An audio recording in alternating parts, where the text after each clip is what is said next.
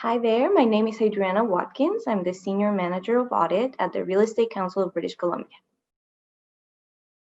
We have two main functions. The first one is we manage the yearly filings of the brokerages, and the other function is we audit the brokerages.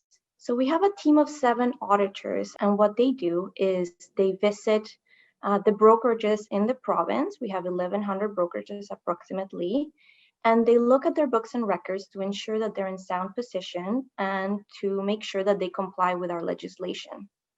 In addition to that, we receive all of the yearly filings of the brokerages, again, to ensure that they comply to the legislation. So my role is to regularly meet with the auditors where we discuss all of their ongoing audits to make sure that they're on the right track. And we just have an exchange of ideas where we identify high-risk matters that may affect public trust funds, which is really a big focus of what we do. Something that is key within our audits is the protection of trust funds. So trust funds are the monies that belong to the consumer. The brokerage holds trust funds, but that money is not theirs.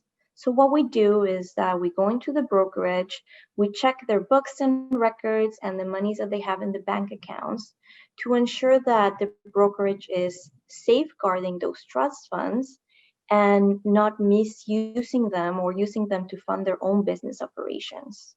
So all of those audit procedures that we do are really to protect the consumer and their trust funds. And not only that, usually the auditors are the main point of contact between the brokerage and the council.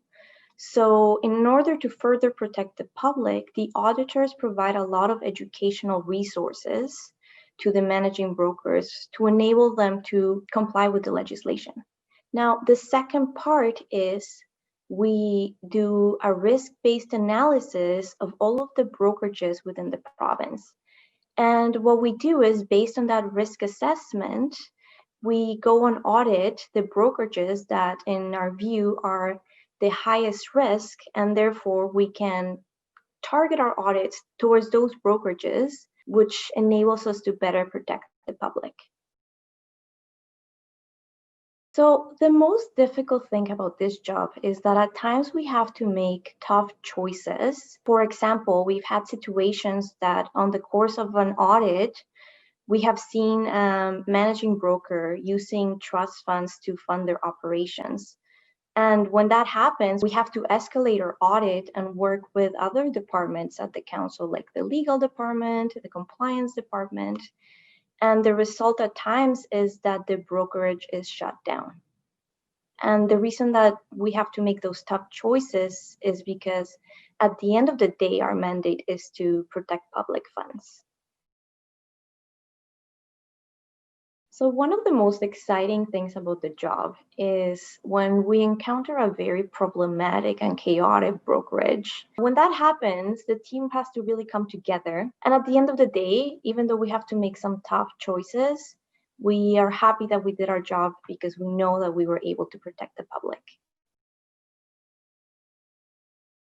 What I like most about my team is that we're all a very tight group. We have an 8:30 huddle every morning, and we always talk about our audits and about work, but we also talk about our Netflix shows and people bringing their pets, and we see their kids around. So even though we work really hard, we also have a lot of fun.